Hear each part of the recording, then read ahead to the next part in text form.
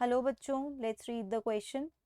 So the question over here says there is greater biodiversity in tropical subtropical regions than in temperate region. Explain. क्या कह रहे हैं question में?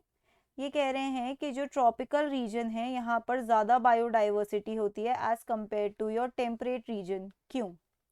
तो इसके 3 रीजंस होते हैं. पहला रीज़न ये होता है कि जो स्पीशीज़ का फॉर्मेशन है इस प्रोसेस के लिए टाइम चाहिए. ठीक है, और एक अनडिस्टर्ब टाइम चाहिए, राइट? तो ट्रॉपिकल रीजन वही प्रोवाइड करते हैं. So tropical regions have less disturbances और डिस्टर्बेंसेस का एक एग्जांपल हम ले सकते हैं ग्लेसिएशन को. ठीक है, स्पीशीज फॉर्मेशन चल रहा है बट अचानक से ग्लेसिएशन हो गया तो वो प्रोसेस वहीं रुक जाएगा, राइट? तो इस तरीके की डिस्टर्बेंसेस नहीं होनी चाहिए. So tropical regions have less disturbances than temperate regions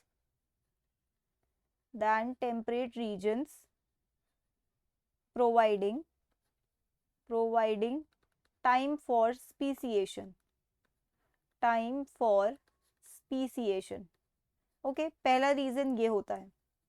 दूसरा रीजन, जो ट्रॉपिकल रीजन है वहां पर अच्छी खासी सनलाइट आती है. ओके, और टेम्परेट रीजन्स में उतनी नहीं आती है.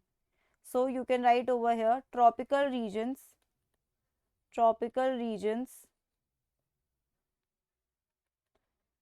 are exposed to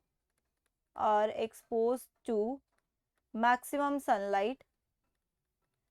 और अगर सनलाइट मिलेगी तो सन एनर्जी को यूज करने वाले जितने भी वेजिटेशन है वो भी अच्छी खासी डाइवर्स होगी, और जितनी ज़्यादा वेजिटेशन डाइवर्स होगी उस पर डिपेंडेंट ऑर्गेनिज्म भी डाइवर्स होंगे. So tropical regions are expose to maximum sunlight, providing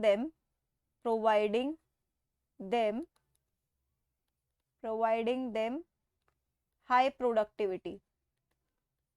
okay, ये तो हो गया दूसरा रीजन कि यहाँ पे बायोडाइवर्सिटी ज़्यादा क्यों होती है. तीसरा रीजन ये होता है कि जो ट्रॉपिकल रीजन है यहाँ पे लेस सीजनल वेरिएशंस होती है. Tropical regions show less seasonal variations.